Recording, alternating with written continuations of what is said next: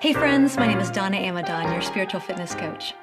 A few years ago, I was on staff at a church and a young woman named Katie came in for counsel. At first glance, Katie looked confident. She was put together, but behind her pretty face, something was missing, and that was peace. After some small talk, I asked Katie, "What brought you in today?" She hesitated, then said, "Well, I don't go to this church. Actually, I don't go to any church." Then she added, "I don't believe in God. I am an atheist." Well, in that moment, my defenses went up and I jumped straight into explaining the proofs for God's existence, logic, reason, evidence. But as I spoke, I saw it. Katie was shutting down and I knew this conversation was going nowhere. So I stopped, whispered a quick prayer, and then a question popped in my mind.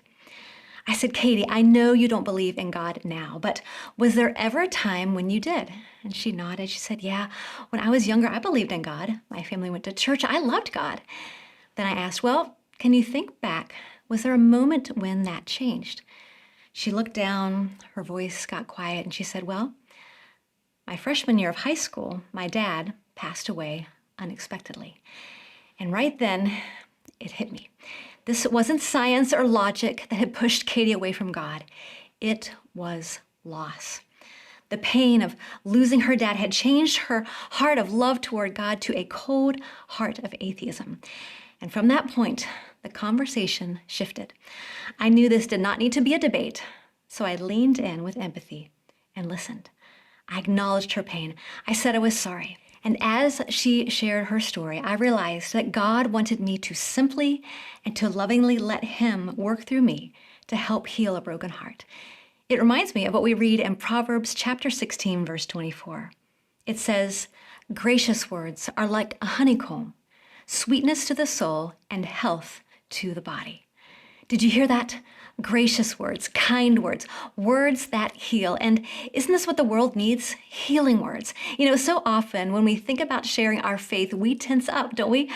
We don't want it to feel forced. We feel the pressure to say all the right things and to have every answer. But sometimes the most powerful thing we can do for that person in our life who doesn't know Jesus is to simply listen. And when that person shares their pain and even their doubts, what they need is not a fight. They need a friend.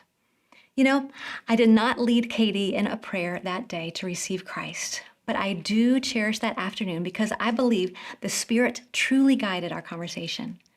Katie felt heard. She felt loved. And by the end, I'm confident that Katie was one step closer to Jesus.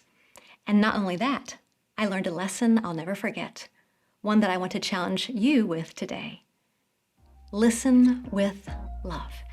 We don't have to have all the answers. Just be present, listen, and help lead someone one step closer to Jesus. Now go, win today.